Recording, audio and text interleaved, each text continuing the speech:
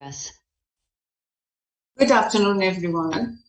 So welcome back to the class.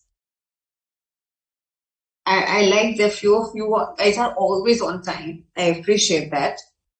So that also tells me that you're enjoying the classes and you are making the most out of them. These classes are specifically been organized for you, for your help, so that it makes it easier for you.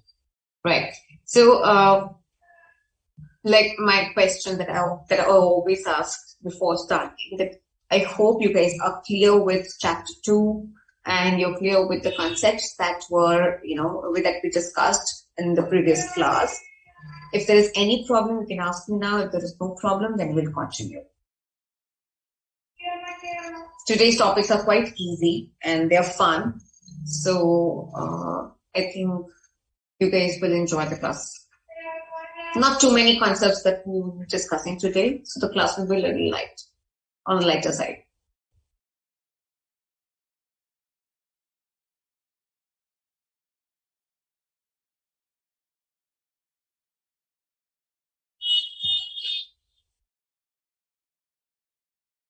Okay, great, just great. Very good afternoon, Harshika.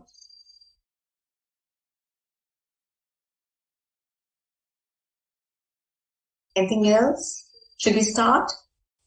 Okay, let me just be, in the meantime, when others are also joining in, let me just start with, and let me repeat myself, that why we are studying about vocabulary.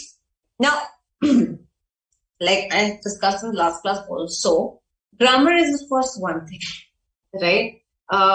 Grammar, of course, helps you to understand the rules of how to put words together, how to frame your sentences together, and how to convey the meaning correctly, right? But vocabulary basically beautifies your writing. It enhances your writing. It just makes it better, okay? Your writing skills are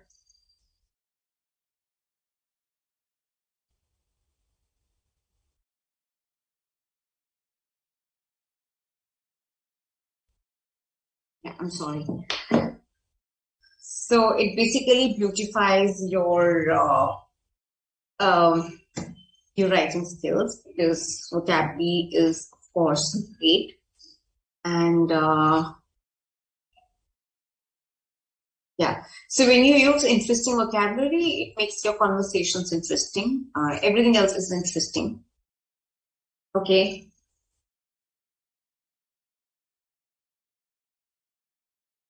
Then let's start discussing about antonyms and synonyms in this class. In the previous class, we studied about the connotations. So connotations basically tells you about the words that has the emotional meaning attached to it, not the literal meaning. How the words that we feel is a positive word can be a negative word at times, and the words that we feel is negative might be positive. Yes. So in that case, I mean, we have to be very careful when we use the words, right? And now, if you're using the words very specifically and you're very clear about what you're supposed to use, in that case, you create a good impression on the others.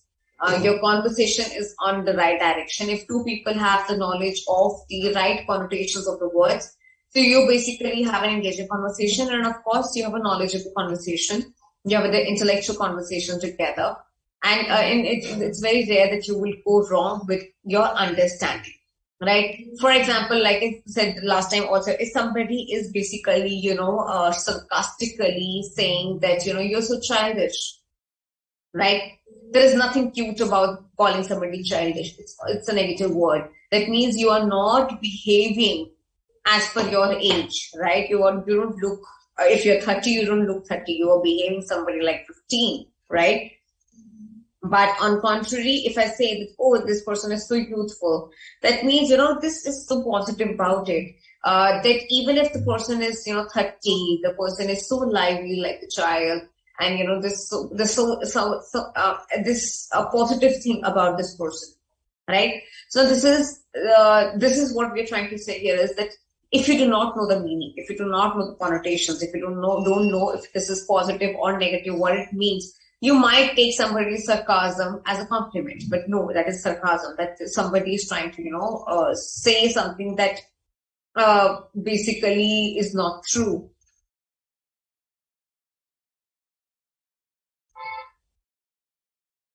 Sanjana, I'm going to just take a little stop here. Sanjana, in the last class, before the class started, I had answered your query where you asked me that, on page number 2.15, the question number 5, sentence number 10, 13, 15 is a subject-verb agreement exercise, right? All these sentences were correct. I checked the questions, I checked the answers also. There is nothing wrong about that. If there is anything specific, you can ask me that why this is applicable and why this is not applicable. Then I'll answer you. I said I specifically answered your query in the last class also before I began with chapter. In case you want me to make you to understand it, then let me know. But otherwise, the sentences are correct. The answer is also correct. I checked. Good afternoon, guys.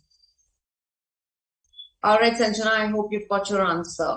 And because I don't have chapter 2 papers open in front of me right now, all I can say is because I had checked after I completed my third session of chapter number 2, everything was right. Right, so go through it once again. Again, if there is any problem, then ask me with the specific sentences, okay? Either write the sentence in the query box. It will be easier for me to make you understand. Because right now, I don't have chapter number 2 in front. Okay, coming back to vocabulary chapter. So in the connotations, this is done. Now let's talk about synonyms and antonyms. Okay, I'm going to write few words in front of you. I want you to first make sentences of these words, and then we will discuss. Okay, all right. Let me share my screen with you.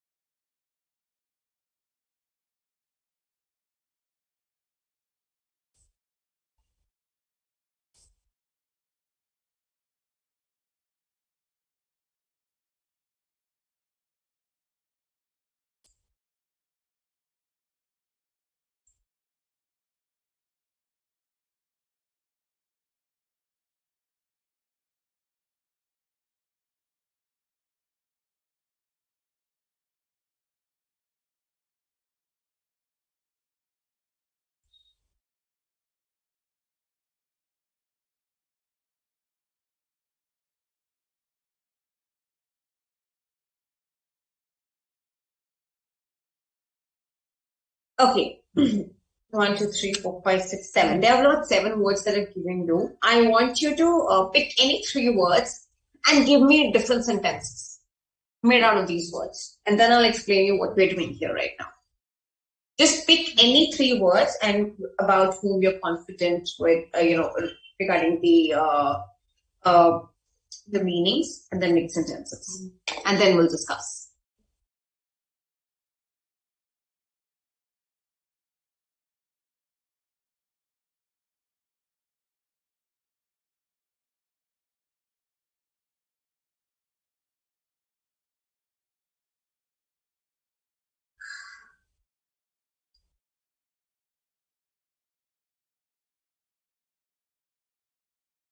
Oh, congratulations, Rohan. I'm glad that you passed your CA foundation.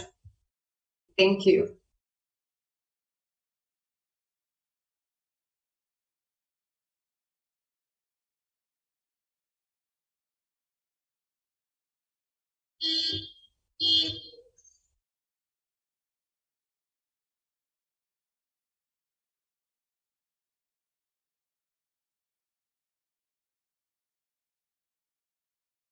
Neha, I've not taught jargons yet.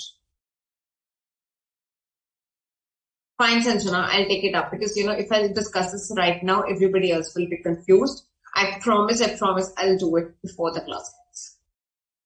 Today's session ends. I'll do it. I'll discuss. In the meantime, I'll open my study material also.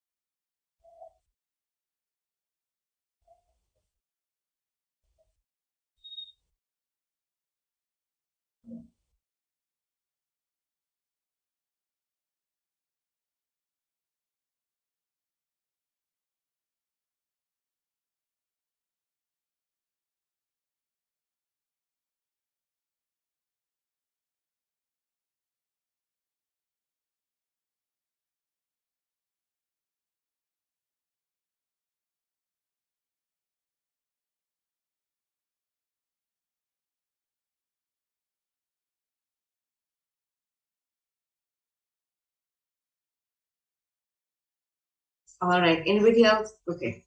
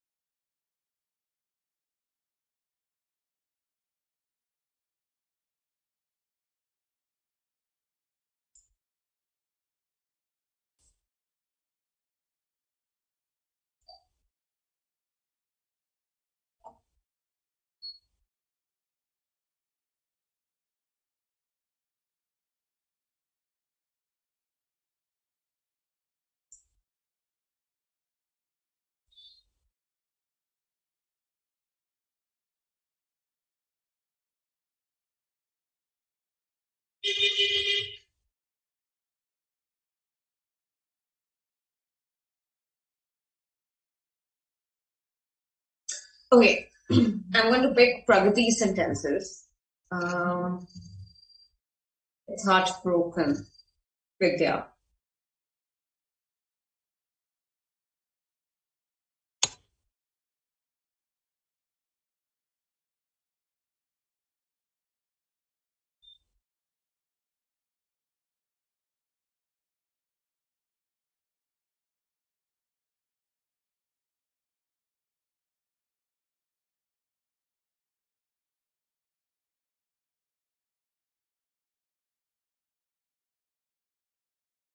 Okay. So the first one is Rahul was gloomy and absent-minded. She had many.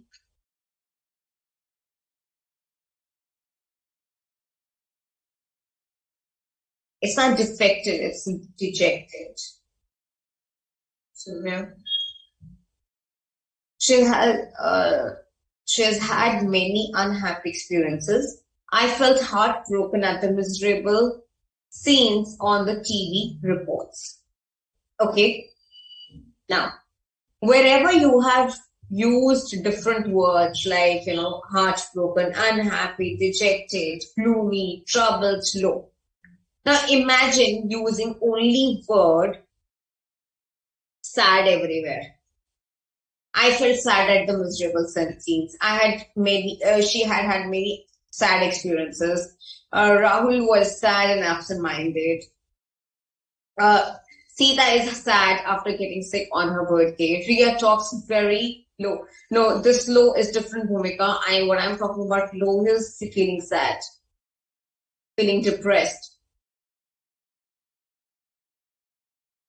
Today I'm sad. He was looking sad.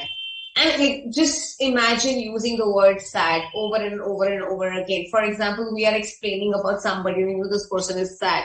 And we just constantly keep using the word sad, sad, sad. Imagine how our writing would be. It's going to be so boring and so monotonous. Now, if you have so many words that you can use instead of sad. Now, for example, I say, he was heartbroken instead of he was sad. Now, heartbroken tells me that something has done that, has actually hurt him or broke his heart. So, from sad to heartbroken, the intensity increases, right? So he was heartbroken, sad. You've used the word heartbroken to actually explain how he actually felt. The unhappy can be used interchangeably with sad. Now, dejected. Now, dejected is, you cannot use the word dejected everywhere. Dejected is mostly when you're feeling depressed, okay? These are all words. They at some level, they mean sad only, but they have a little differences with it. Where you cannot use heartbroken everywhere. You cannot use the word sad everywhere. Dejected everywhere. Wherever you want to use sad, you have to look at the situation. You have to look at the sentence that you're framing, where you can fit in this word, right? Gloomy. You cannot just change the word gloomy and sad anywhere. But yes, gloomy somewhere means similar to sad only. Troubled. Low. These are all words that has similar meaning to sad, but not exactly the same, right? Now, this is what this topic is about. It's about synonyms. Okay, the words that have similar meanings. The words can be used interchangeably according to the situations and according to the sentences. Am I clear? Yes. Now, why do we want to know synonyms? Just the way I've already told you that you can, if you have words that you can use appropriately according to the situations, then that makes your writing interesting. That makes it, somebody who's hearing you or somebody who's reading you doesn't get bored. Also, by using different words according to situations, you can actually, emphasize, and you can basically, you can actually explain the situation even better. Like I just said, if I use the word sad instead of heartbroken, somebody might take me very lightly and say that, okay, fine, somebody is sad. But no. If I use the word heartbroken, somebody might take me very seriously, like, something very serious has happened. Why the person is so heartbroken, right? Now, troubled. Now, troubled is not exactly the word sad.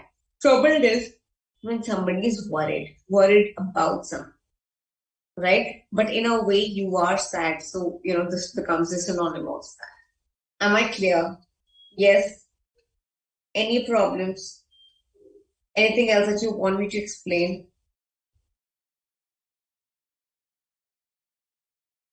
It says synonyms does not always carry a meaning that is exactly the same as the word.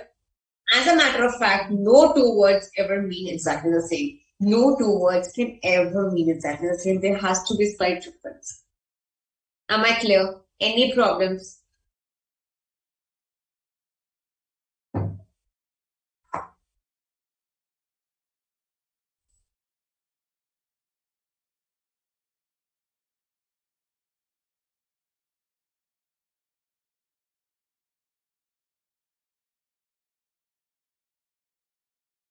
Look at this slide. Now, all of these words that I've listed here, they are all the synonyms of the word utility. Aid, consultation, encouragement, guidance, help, information, input, instruction, judgment, lesson, news, opinion, anything. These are all synonyms of this word. Can you go through the slide?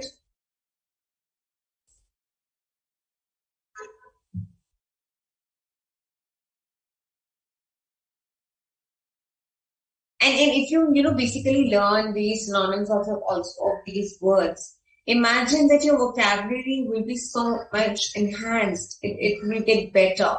Even if you start from learning from these synonyms of the words like sad, happy, fat, thin, angry. Even if you learn the synonyms of these words, your vocabulary will definitely improve. You can just start with the basic words and you start replacing these basic words from your conversations and from your basic life. Instead of saying I'm happy, you can say I'm delighted, right? So when you automatically when you use these words, your conversation, your language skills, your writing skills will get better. But not every word can be used. Absent-minded is somebody who keeps forgetting something. Harshika.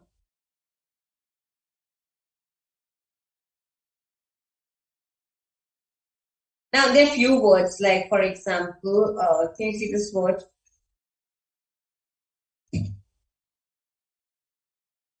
Counsel, direction, advocacy.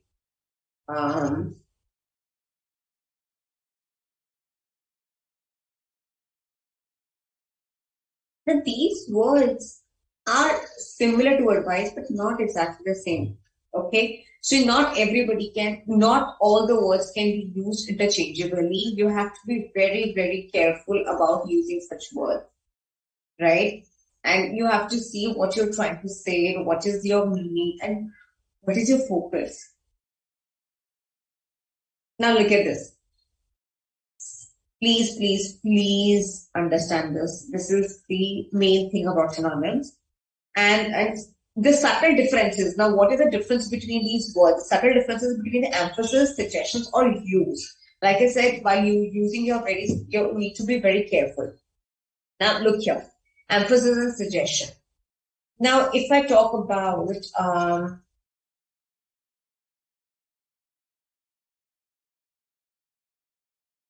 instruction, okay?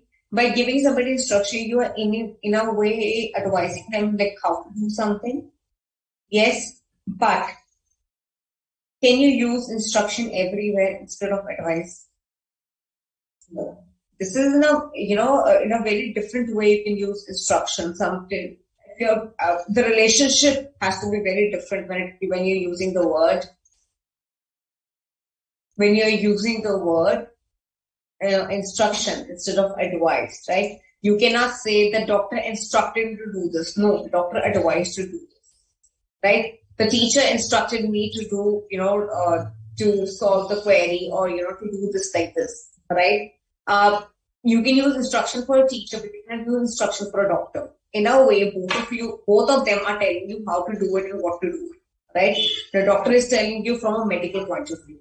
Now, for example, in the case of advocacy, right? If somebody is trying to solve something for me and trying to give me advice on some legal grounds, or how to go, is basically about.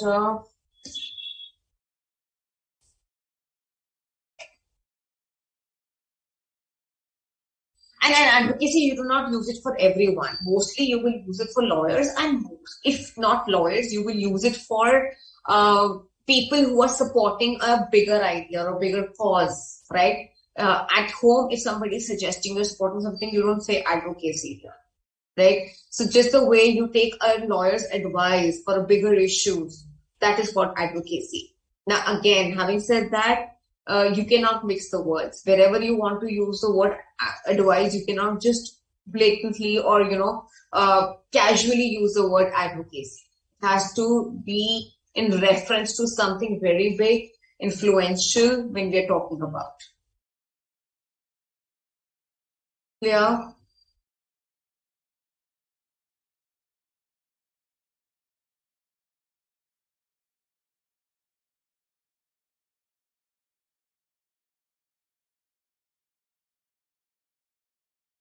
Okay, before I move ahead to antonyms, I want you to do this exercise where you basically have to replace the word which is given in italics. I've given you three options. Look at the word and see which synonym can fit in here instead of this word. Quickly, there are three sentences.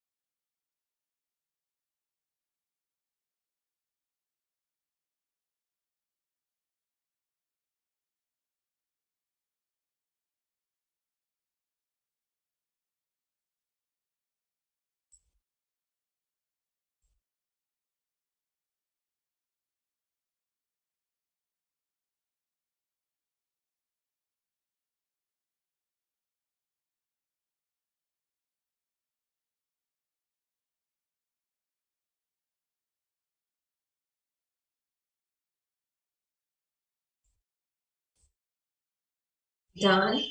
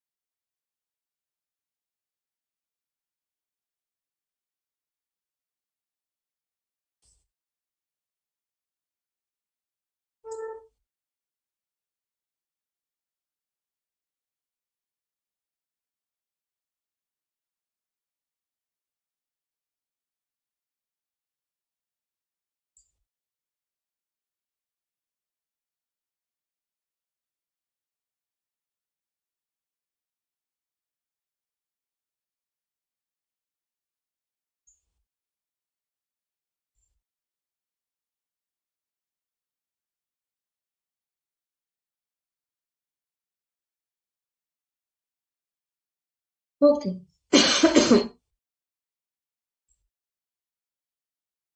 Yes, so the first answer is travail, second is transgression, and third is taught. Okay. Now, how many of you actually knew these words or how many of you Googled it?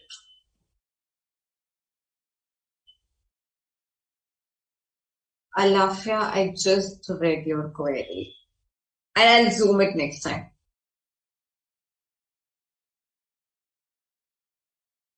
How many of you have Googled and how many of you already knew these words?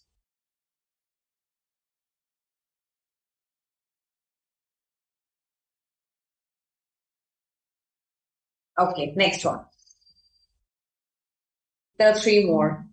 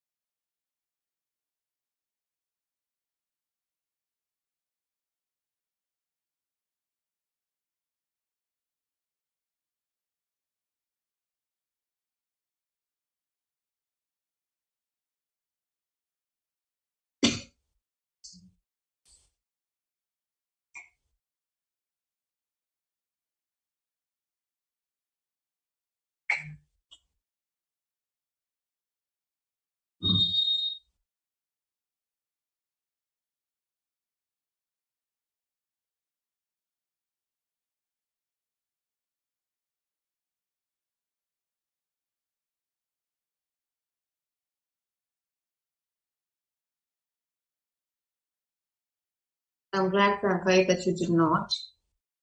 Good with your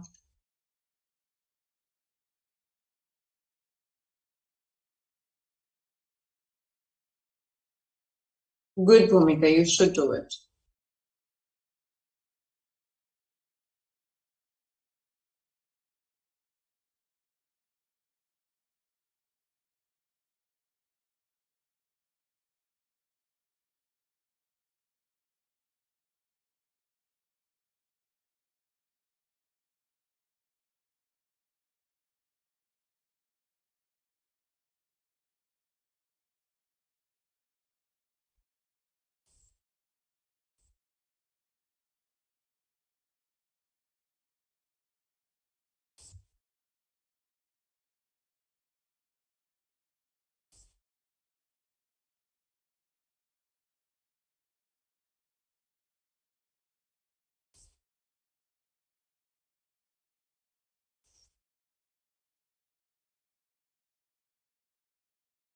Okay.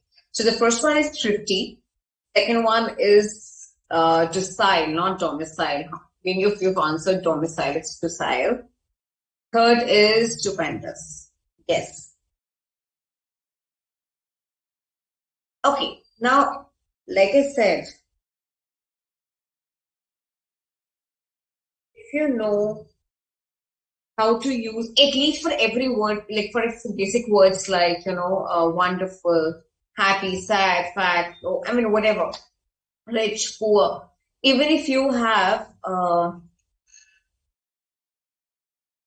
even if you learned five of, synonyms of these words, I think that's going to majorly enhance your vocabulary, right? Just the way we have synonyms, we have antonyms also. Now, antonyms are the basically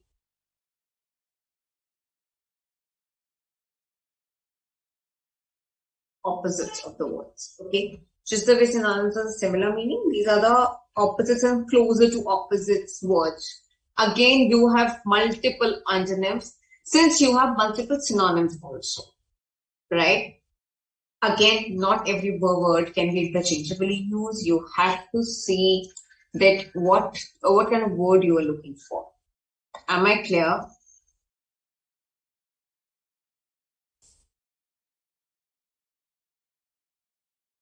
Now,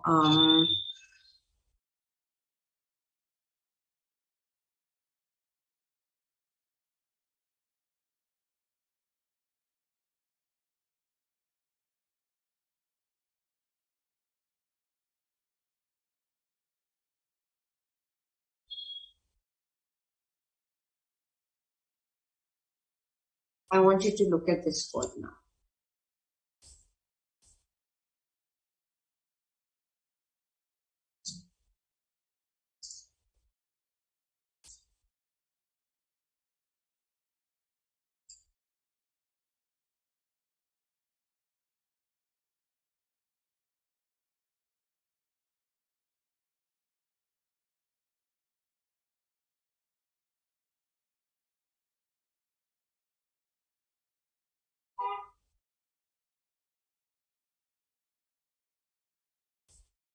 Hmm,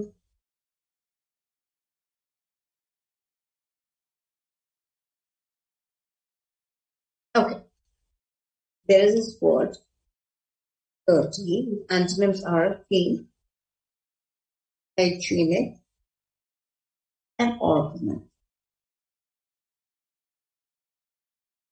Now there is word dirty, whose antonyms are clean, hygienic, and organized. Right? I want you to make sentences with these three.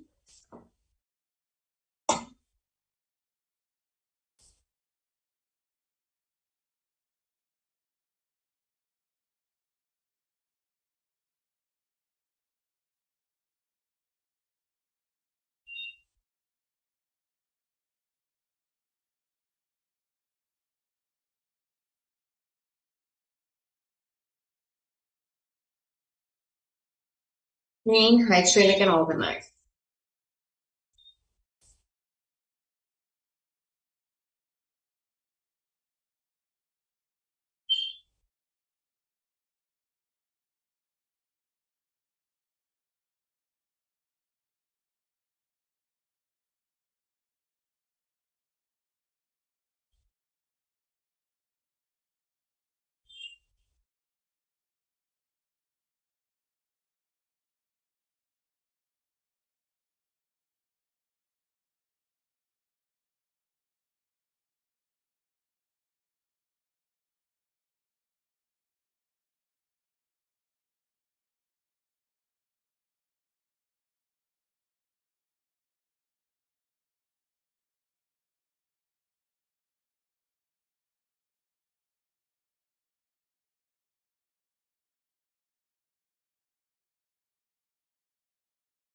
Quickly.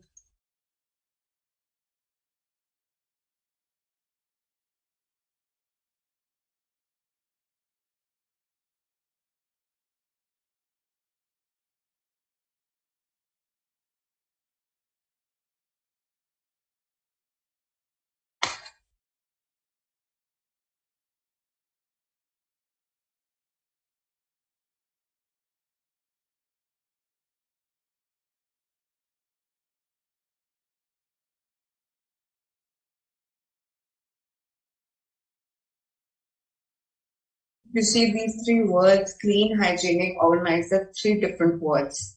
Although they are the antonyms of the word dirty, still these three words have different meaning and different way of using it altogether, right?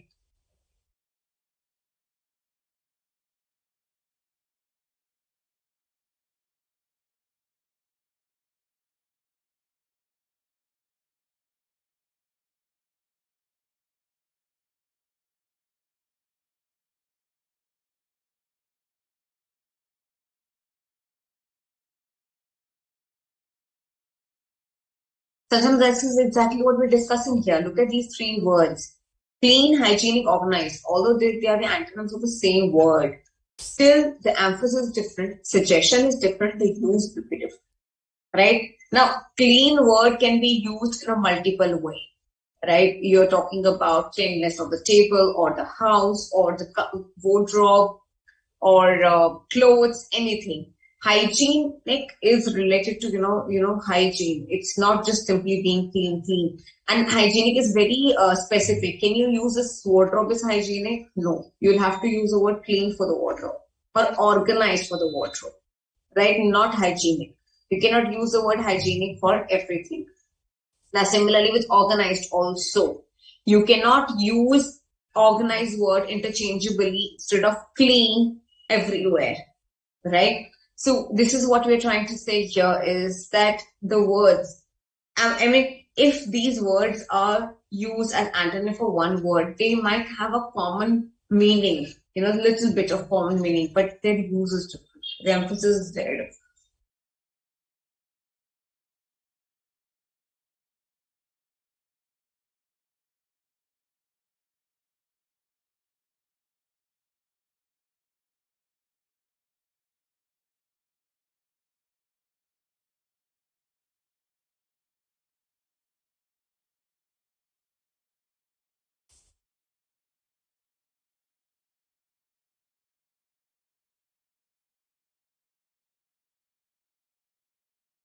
Yeah. Now, if you say food must be prepared in hygienic condition, can you say the food must be prepared in organized condition?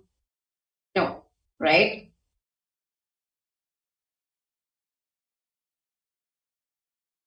So here, if we are using different antonyms, the dirty word will also be used in a different way or with different synonyms also, which is why it has different antonyms also. Now, basic understanding of antonyms and synonyms is that this has the similar meaning and antonyms have a different meaning. What they do is they make your writing interesting, more expressive,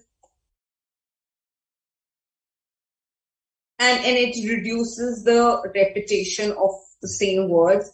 It improves the or reduces the redundancy of the words.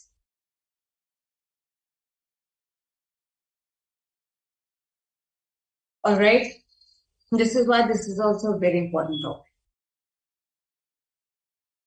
You should be able to use the appropriate words while expressing yourself, right? Now, a very quick exercise of this one also, then we move to another topic.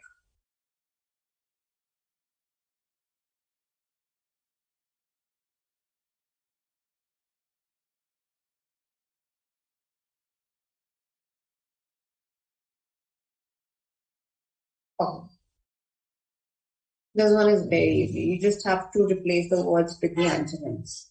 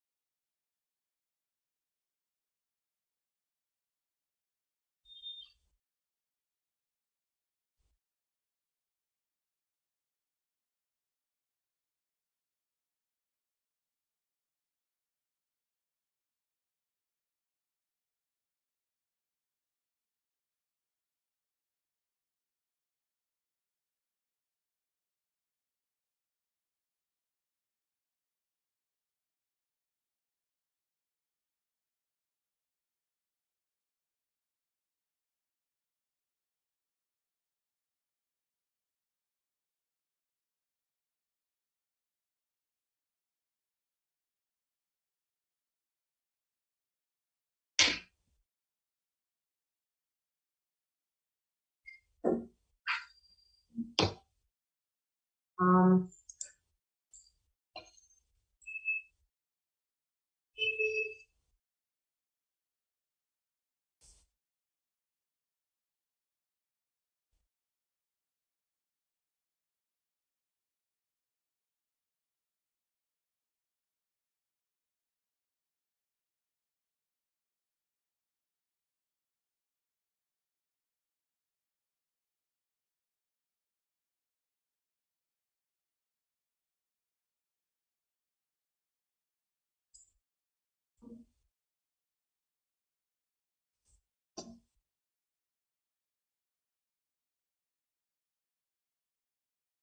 all right. The officer condemned the damage caused by rowdies, and his officer was the antonym of the strict word strict is lenient.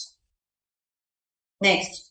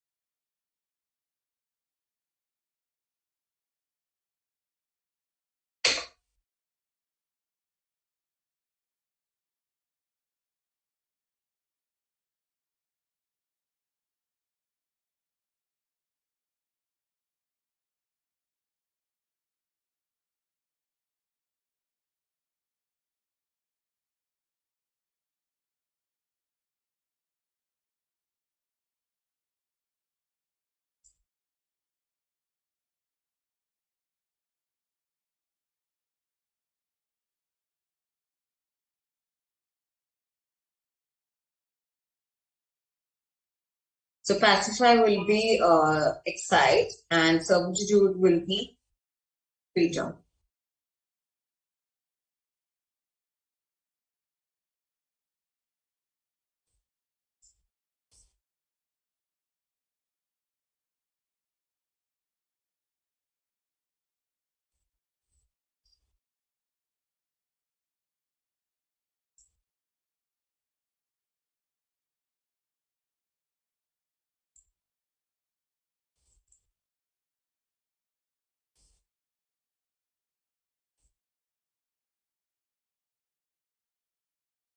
Last.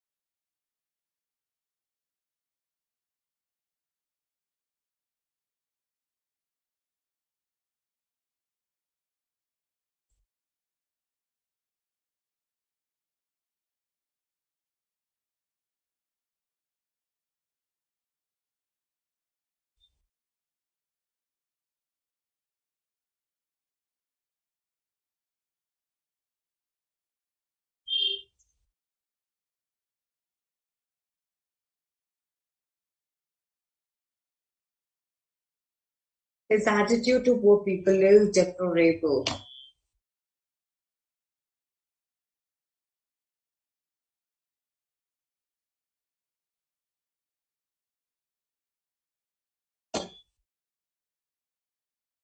You have to give me the antonym.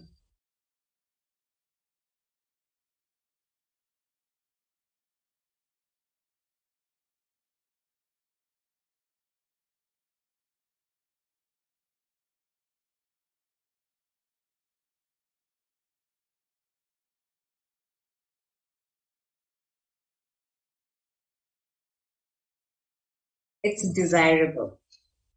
For derogatory, it will be complimentary. All right.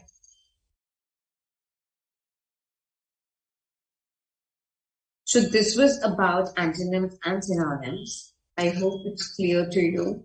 Is there any problem, anything that you want to ask me?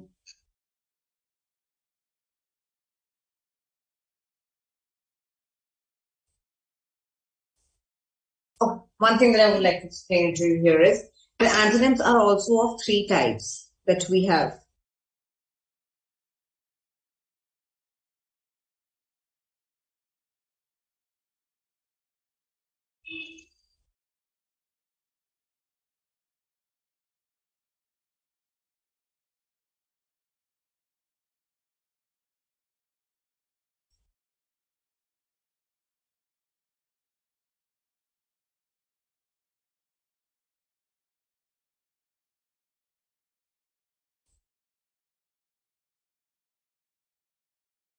Okay, look here. The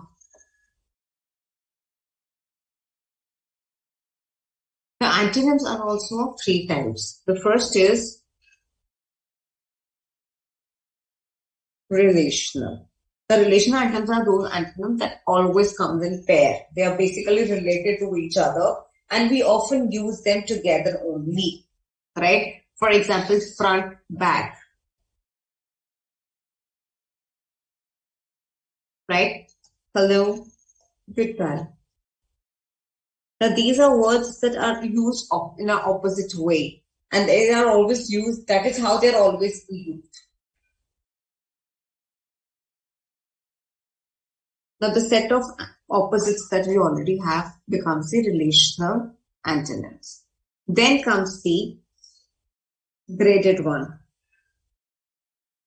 Now, graded antonyms are those pairs which are basically, they have, like a lot of variations. They are not their exact, they are not the exact opposites of each other, right? Their meanings can differ. And by using these words, you cannot really specify that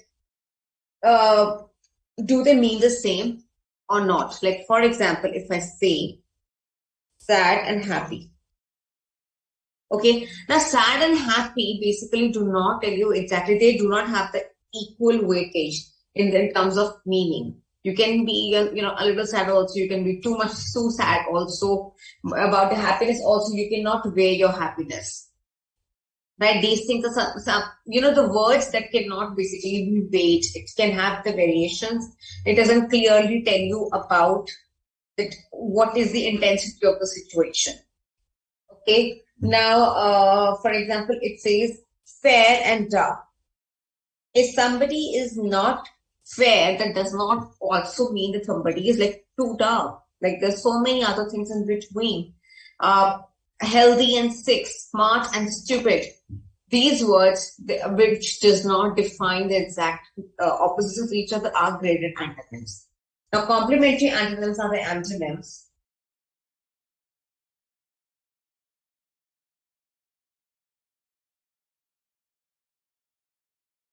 Third category is the graded one. Now, this is a set of word pair which are responsible for complementary. Now, complementary set of words that have no degree of meaning. Again, there is no availability of two opposites in a manner. They just use together again. There is no degree, nothing. These are simple opposites of each other.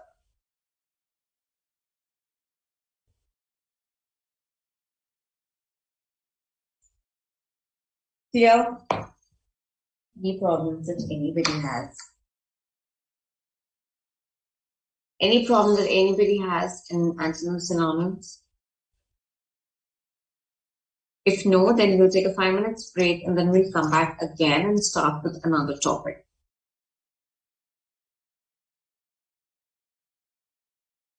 Yes, so basically when you are asked the questions that are asked based on this chapter is basically in the same way the way I have given it to you. Either you'll have a sentence and you'll ask to replace a word out of the options given, or you'll simply have the words and you just have to pick the options of antonyms, synonyms from the options given. That's how you can get the question from this chapter. And I think mostly you get questions from antonyms, synonyms, and then idioms. That's how. That's the mostly asked questions.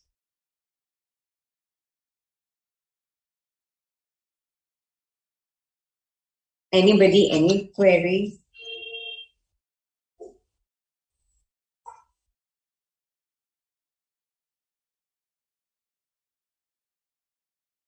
Okay, then let's take a 5 minutes break and we'll join at 3:05 and then we'll start with a new topic. Okay.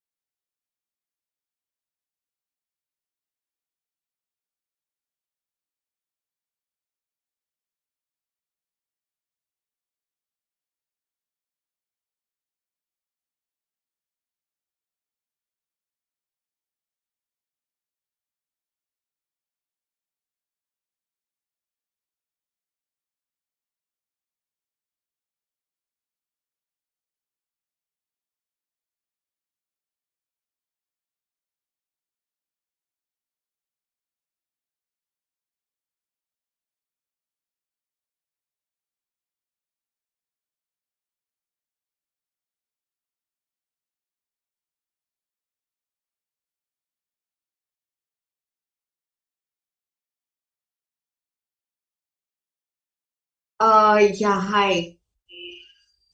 I'm so glad that there are two, three students this time who have taken out time to thank all the faculty for providing these classes, and they've cleared their CA Foundation exams. That's so nice. Congratulations, guys. And I'm more happy because they have actually taken out time and, they made sure that they could thank their teachers. Thank you so much, Tanishwari. I am happy that I could help you guys. And of course, we need to thank ICAI for organizing this and, putting everything together. That is so nice. I'm just going to take a screenshot of your comment.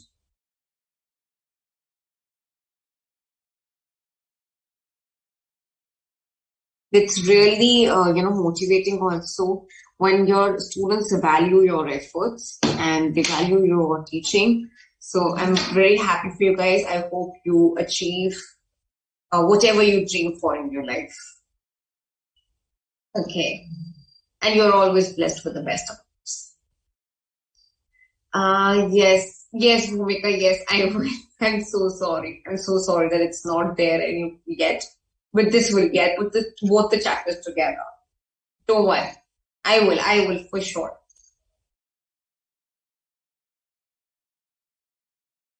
Okay, so shall we start with the next topic? I'll just take one more topic today. I will not go on and on and on with it. There's just one, no, actually, basically two topics. They're very easy. And the next session that we have it on 12, we won't be left with much to discuss. So what we'll do is I will prepare some practice questions on vocabulary. And I know these topics are very easy to rush also. So we'll do it a practice session on, right?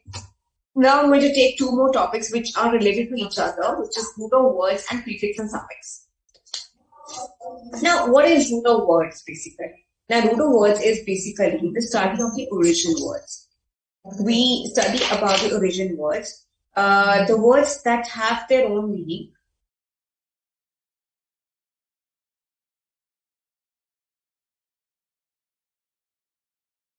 Yeah, so these words basically have their own meaning. Okay, these words have changed their meaning over the time, which is called etymology. It's again a full study about it.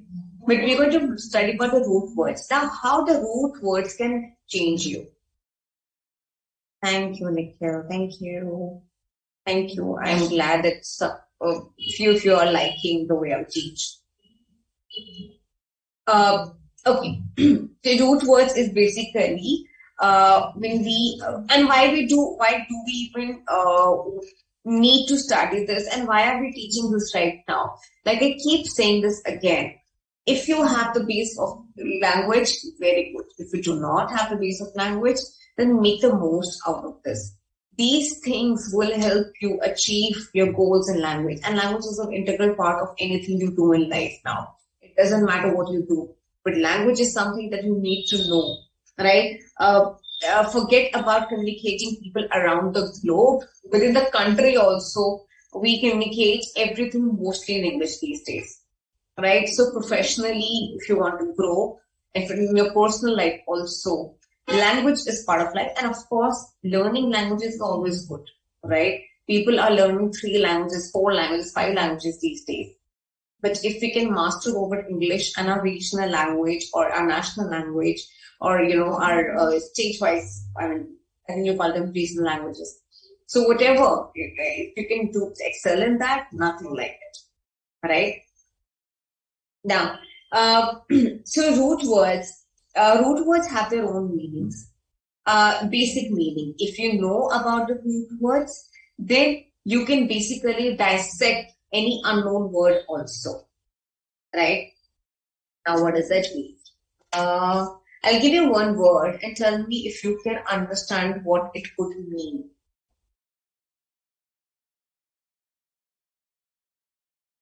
Um,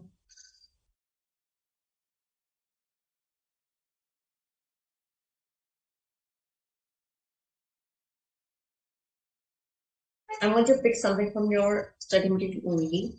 Have I shared the screen? No. Thank you, Priyanka. No, let me just share the screen, please.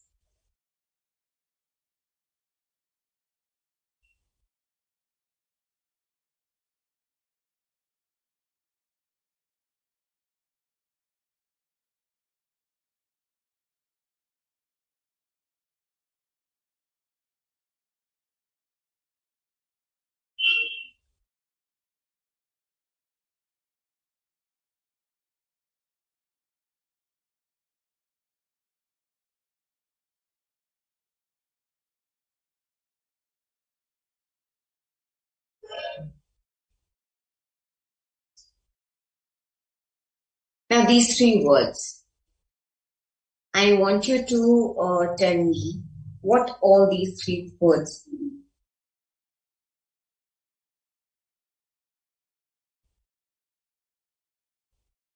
No, I didn't do it. I just thought that I did something wrong. One second. By this is by step.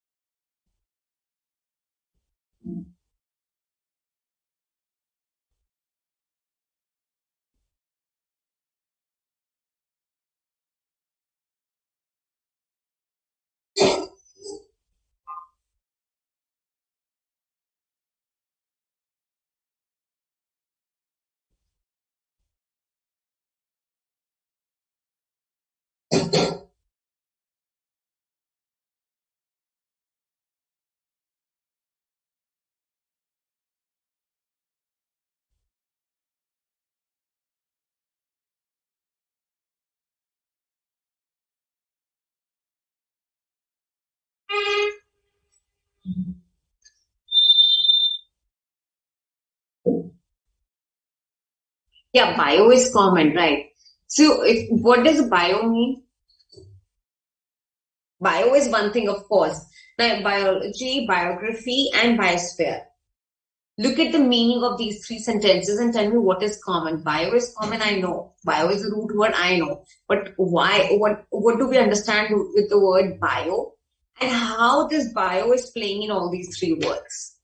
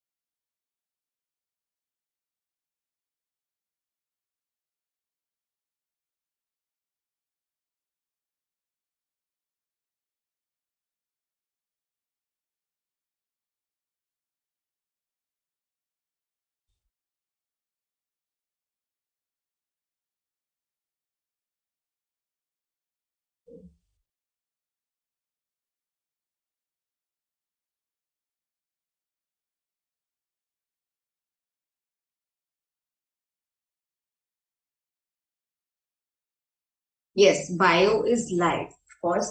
So biology is basically the study of life. Biography is writings on life, and biosphere is life around us, right? So if you know the word bio and if there is new word right in front of you, uh, you can at least find the meaning of that word. You can dissect the word into smaller units and think of the meaning of the word, right? Am I clear? Yes. So this is why the knowledge about root words is good to have, because that can actually help you improve language. Also, if there is a new word right in front of you, you can at least, get a half meaning or, maybe to the almost meaning.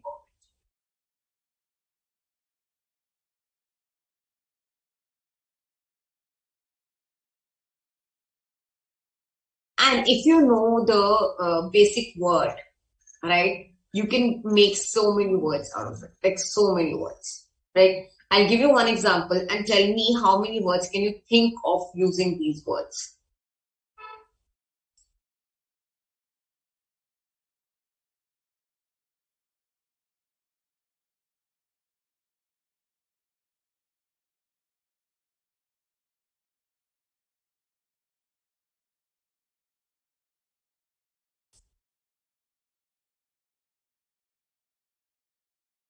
Okay, I'm going to give you one common word that can actually help you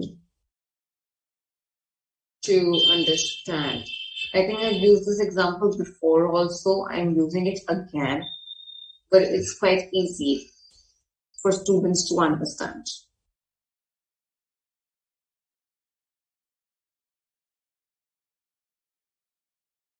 Okay, two words actually. One is phobia and one is struct. Now, struct means is to build, of course, you know, and then phobia is fear. Now, tell me the words that you can think of using these root words.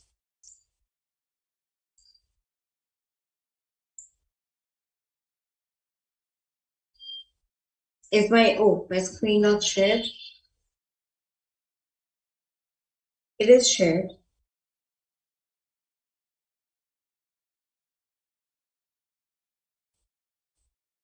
Yeah. Okay.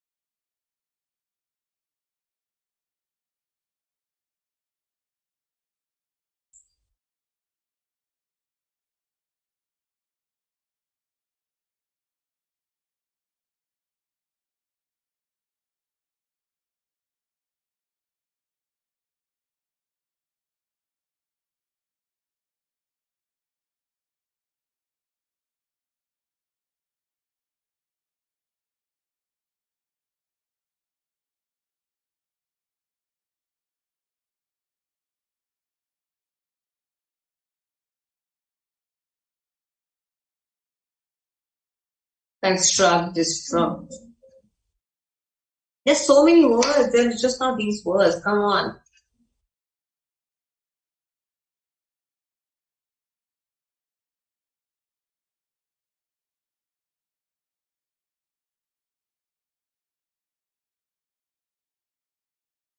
Under construct. Struct, obstruct. Okay. Destruct.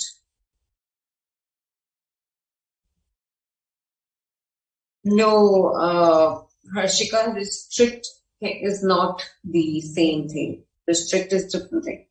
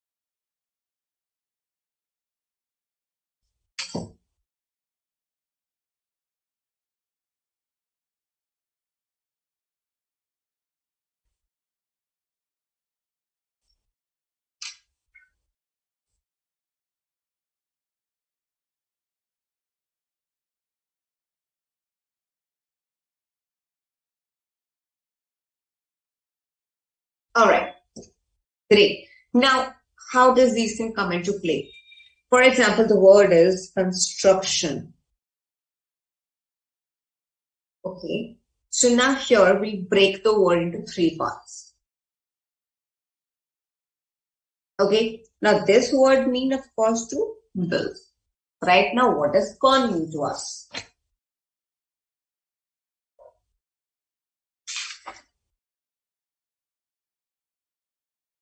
Con basically means together. And this is a sum. We will read about suffix. There's some words that we use as prefix and suffix that can change the entire meaning. But here, so this is what construction is about. Construction is building something, putting things together and build something. No, Gopal Krishna, awestruck is something else. Am I clear? So if we know at least the root word, we can find the meaning. We can say that fairly, okay, this word is something to do with build. Now, what about the build? You can try to find the meaning on your own without using dictionary or without using any thesaurus. You can find the meaning if you know at least some root words. Now, most of the root words are taken from either Greek language or Latin language. So these words basically either they are, picked from Greek language or Latin language. They mostly don't belong to English as it is.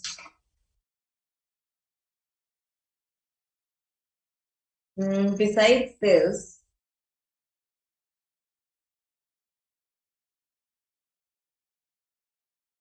Ajay, this also helps you not to, sit and, just read and learn about and mark up the words.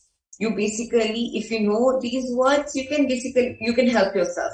While you're reading a sentence, there's a new word, and that word has some root word. You can find the meaning on your own.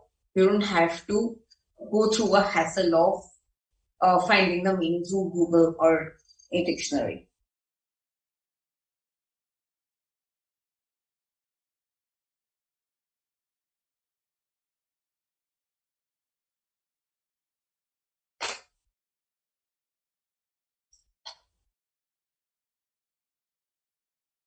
Yeah?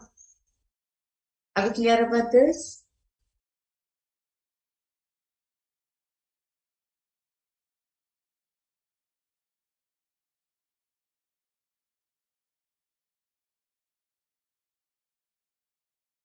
The two most common language sources for word roots in English is Latin and Greek. Root is a word or word part which other words grow. As the name suggests, root, the words grow from these words through prefixes or suffixes. Now, I'm going to come on to prefix and suffixes, but prefix is something that comes before the root word and suffixes which comes towards the end of it. Root is the basis of the word which it cannot stand alone. Now look at these few examples that I have. Can means glowing. So you can have words like candle, candid, this thing. Circle, roundabout. So circumference, circumscribe, circumspect, looking around. There's so many words that you can make out of it. Now, there is a list of root words which is given on your screen. I want at least two words from using these root words. In the brackets, I have written the meaning of those root words. You have to give me two words using these root words. Quickly, start.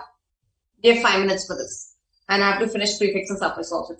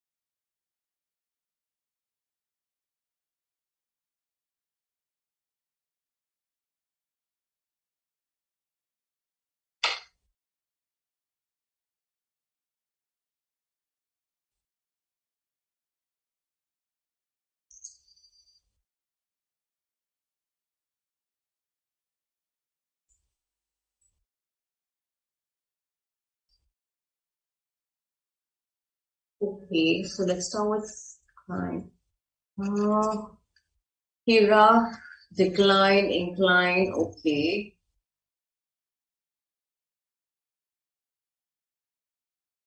Then if demography.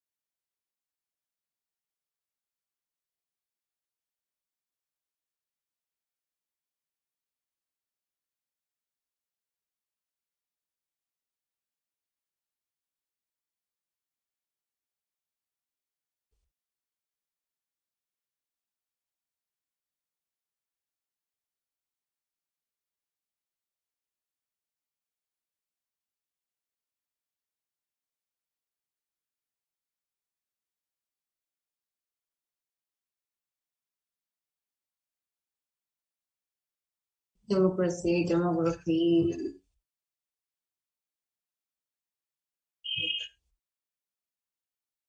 Hmm.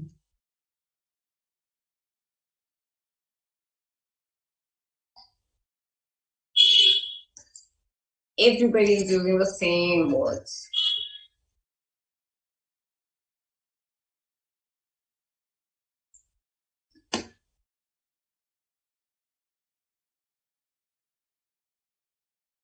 Decline, can we use the word incline, recline, decline?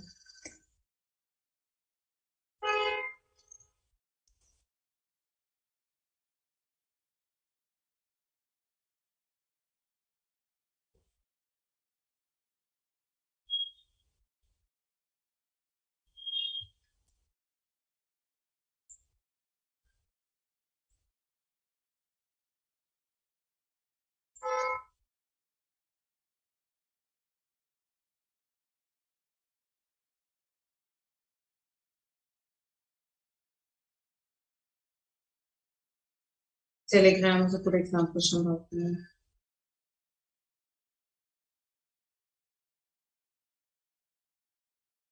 Hydrogen, hydration, hydrate,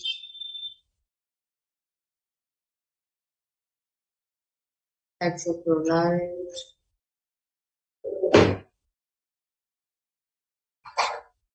hydrophobia. They're using basically two root words here.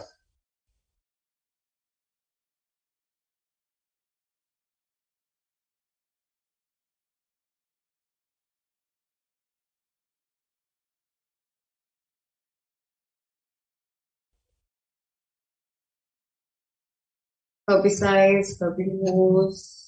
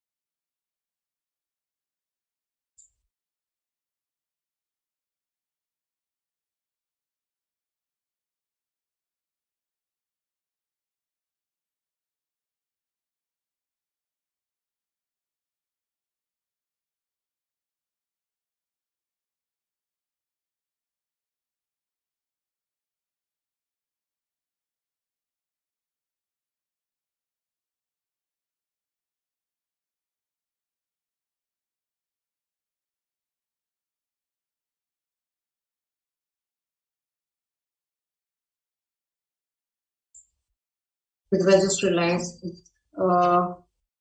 you guys did not make words using melon.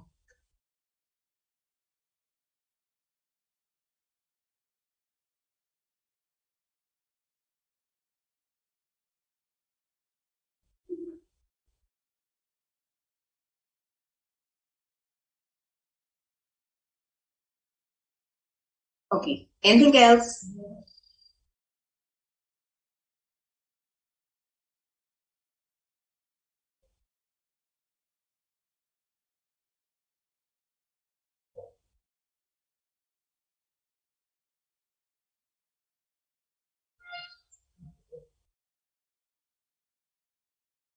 Okay. So you've got a fair idea about what it is. Melancholy, yes. Melanin. So there's so many words that you can make, and even if you do not want know these words right now, the next time when you're reading something, when you're going through something, whenever you come across these words, you automatically one make a note of those words. Second, you would know that, oh, okay, this word means this, and maybe no, less is not a root word. I think less is going to be a suffix, not root word. No.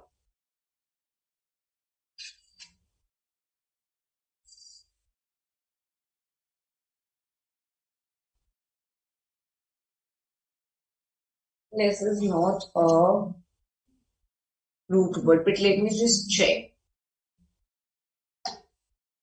No, it is not correct. Meant for what? No, no, no, no, no. So dem in the case of M, demography, democracy, whenever we are talking about people together, right? Something to do with people. That is when we use dem.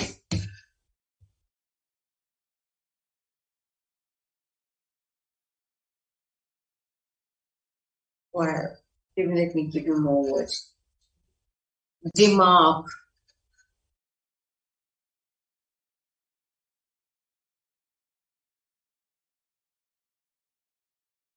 demophile. Demophile is a friend of the people. Democratics, demotist. There's so many words, but do not make the words like demerits and all of that because that is not the part of this. You have to do something to do with people. Liberal, hydra, gram, Furby. To these words.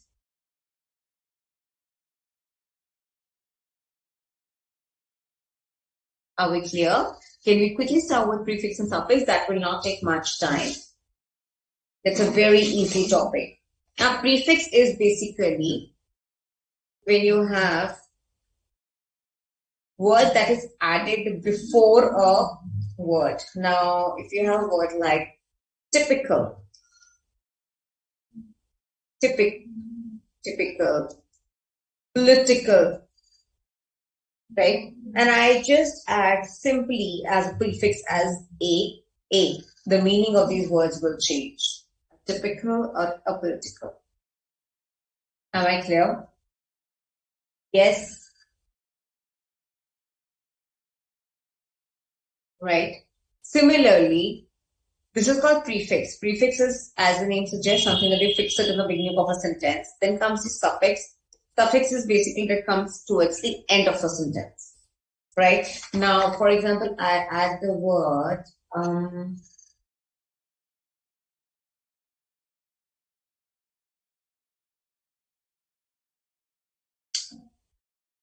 ly, motherly, fatherly, timely. Now, I'm changing these words by adding ly. I can add the words like no, demand doesn't belong to them. No. Ship. Now these are again the words that comes towards the end. I'm going to show you my details.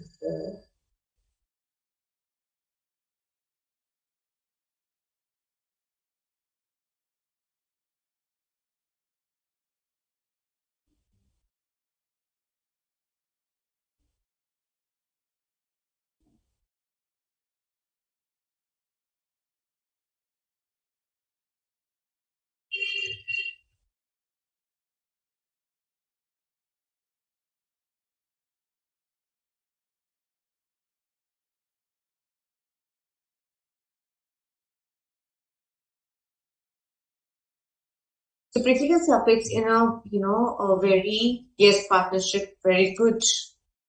Very, very good. Now, again, these things actually help you to bring the variations in your vocabulary knowledge.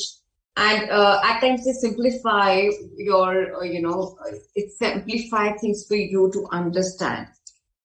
Okay. These small things can, because it's not easy for anybody to, pick up a dictionary or pick up the word list and mark up everything. So for that matter, these things, the knowledge about root words, the knowledge about prefix and suffix, it can actually help you dissect the words and find what it is and how it is, how you use them. Am I clear? Yes. Okay, I'm going to give you a list of words. I want you to choose a prefix on your own and make a new word out of it. Right? For example, you have happy. What can you add as a prefix here to change the meaning? What prefix can you use for happy? You have to add something here. Very common one.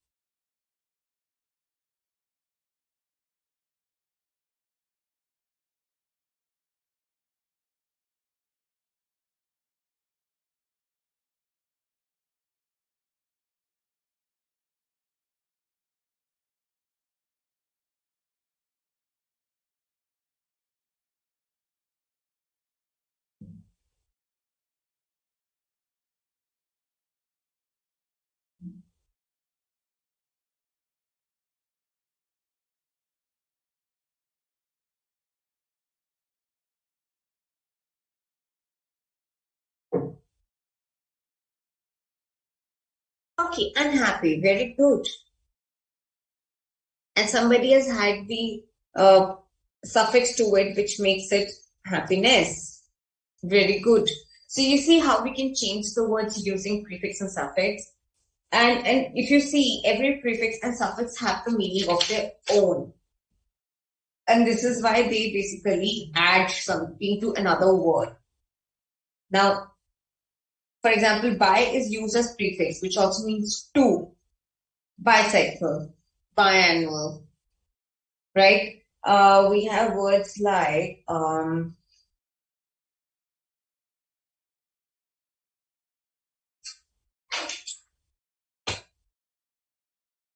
macro.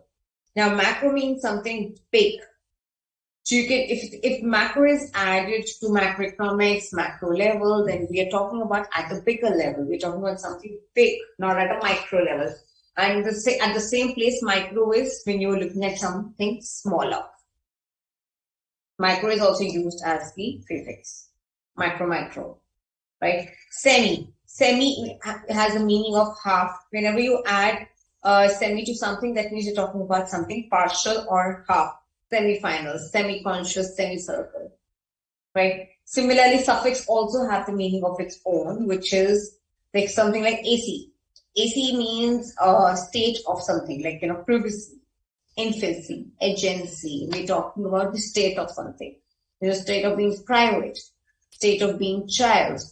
So we use AC. Then we have isms. So isms is mostly used when we're talking about beliefs, religionism, Hinduism, Islamism, whatever. So whenever we talk about some belief specifically, we use isms. Right? Are we clear? Is there any confusion with prefix and suffix? Because it's very easy. Very, very easy. There is nothing that is difficult to understand. Now let's quickly have an exercise and then wrap up today's class.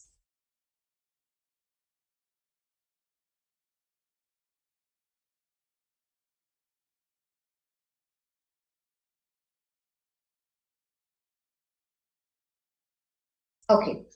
You have to add prefix and suffix. Just look at the sentence and then find out if you need prefix or suffix to complete the meaning of a sentence.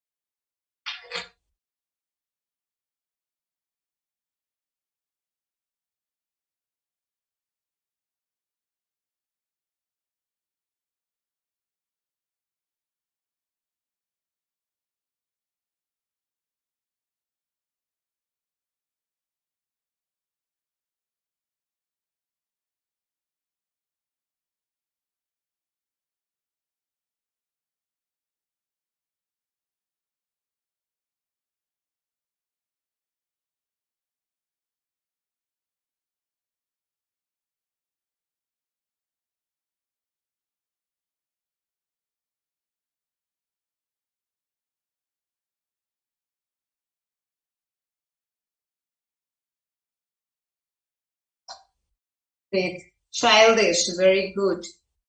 The first one is childish.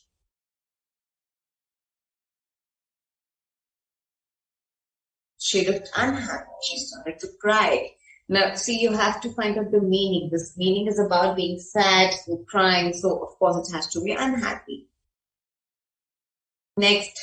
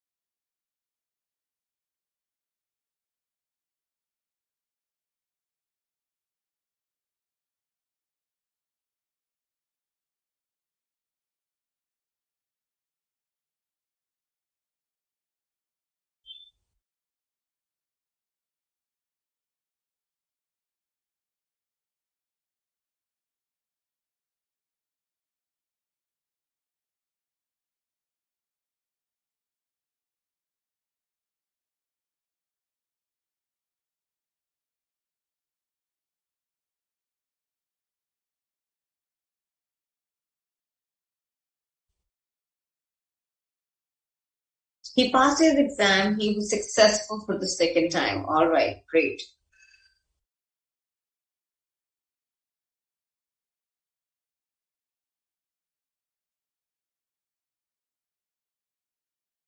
The team that he supported was able to win the championship. Great. I just can't believe the story is unbelievable. Very, very good. I think everybody is done with this. The first answer is childish, then successful. No, sorry, unhappy, then successful, championship, and unbelievable. Now, in unbelievable, we have a prefix also, we have a suffix also. So, un is basically the prefix, belief is the main word, and then A-B-L-E is the suffix.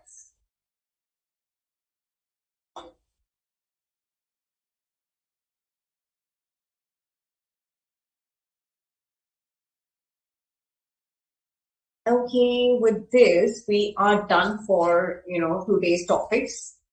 If there is any problem, ask me. Otherwise, I'm going to give you some practice questions right now.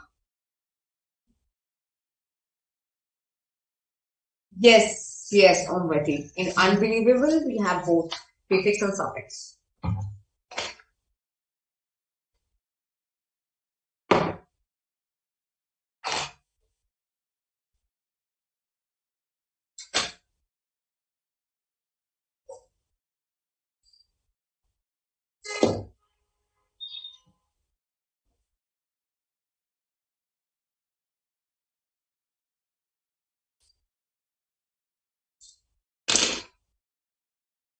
If there is any problem, ask me. Otherwise, I'm going to give you some exercises right now.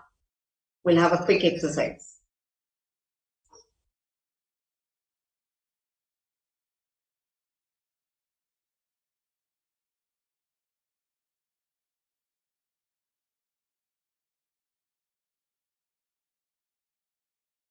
Okay, Vidya, I get it.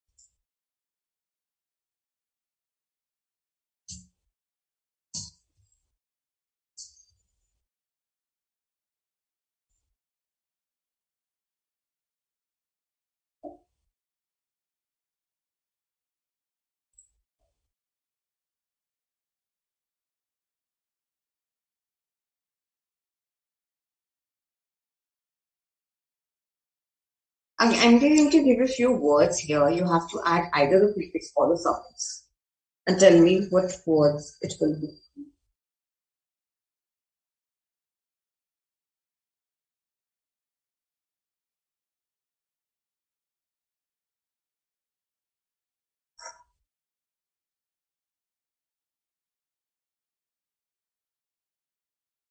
Oh, now look here. The word is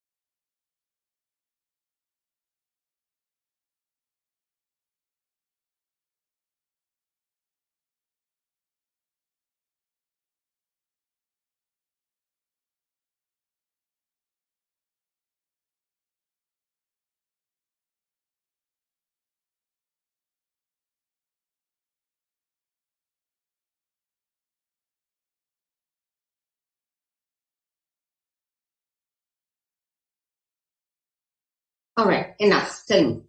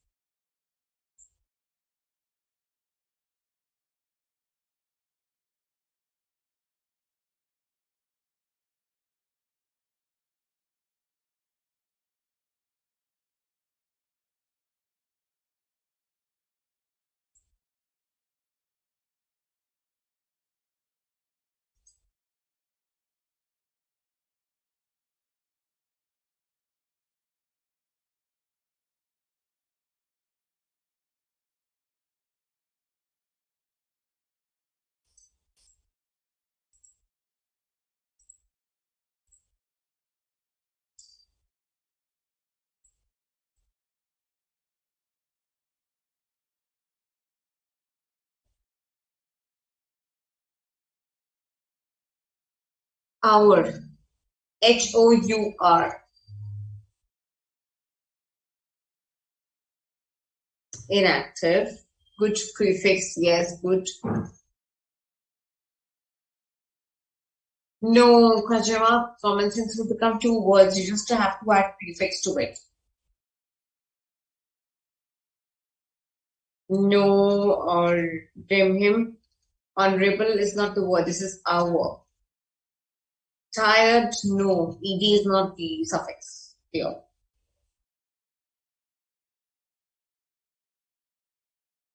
I did not ask you to add prefix and uncomfortable. Either you just credit comfortable. You're just supposed to add suffix, not prefix. It's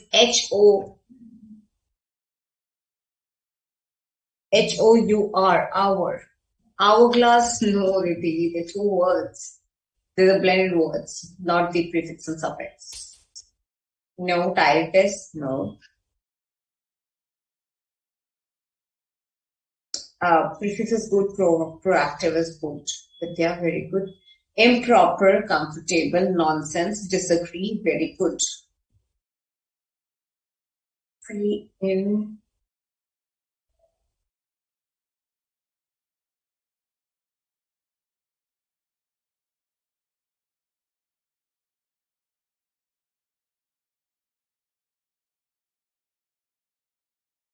hourly,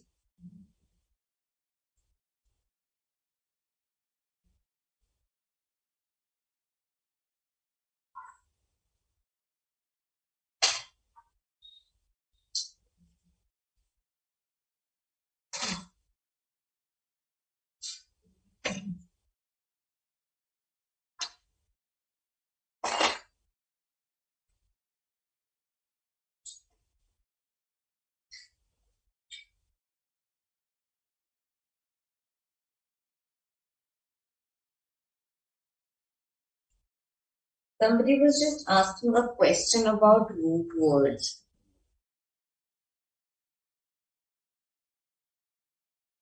On page number 3.15, I mean root words.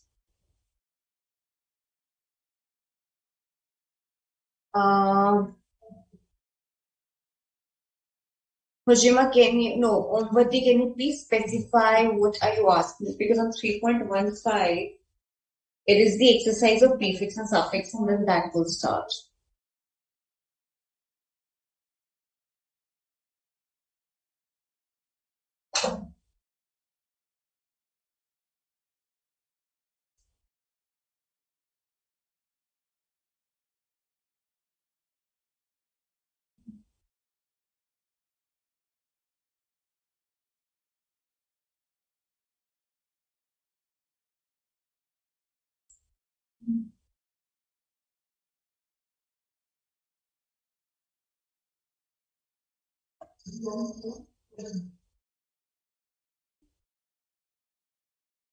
Um,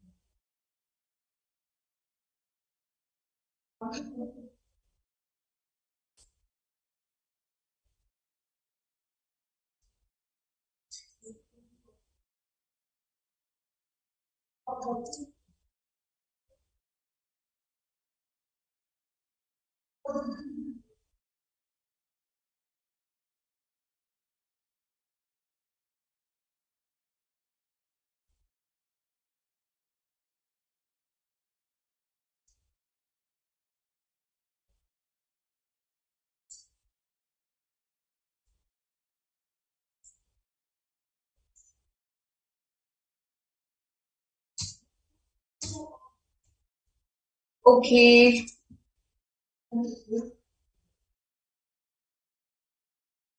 All right, guys. I think everybody's got the fair rights, and most of you got the answers right also. Sanjana, are you there?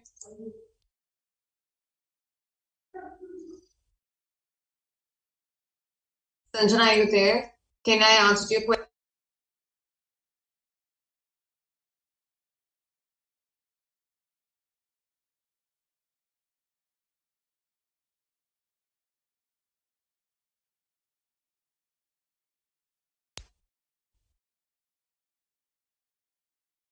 Sanjana, if you're there, then I'll explain you because I will not take up this query again.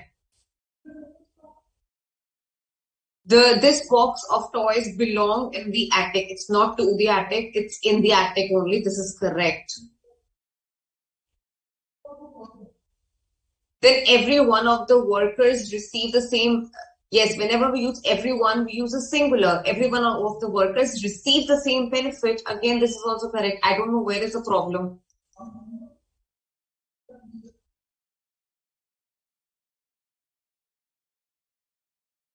This is fine. Sanjana, I'm saying this is correct. This box of toys belong in the attic. It's not to the attic, it's in the attic only. This is correct. Then every one of the workers receive the same benefit. The correct sentence is every one of the workers receive the same benefits. It's correct again. What is the problem? With everyone, we use singular verb. Now, is it clear to you?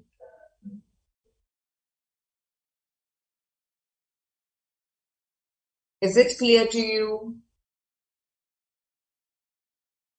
And if it's clear to you, then I will call off the class. Thank you, Jaspreet. Thank you. Either it's tired or, tiredness, tiring.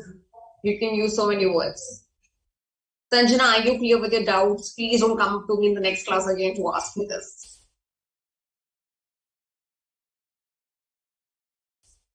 Was there any other sentence that you wanted to know? No, I think everything else is clear.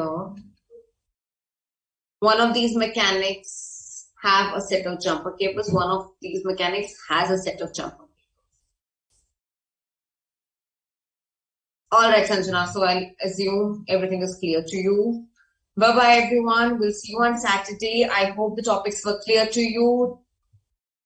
Go practice. Enjoy your evening. Okay, great. Bye. Bye, everyone.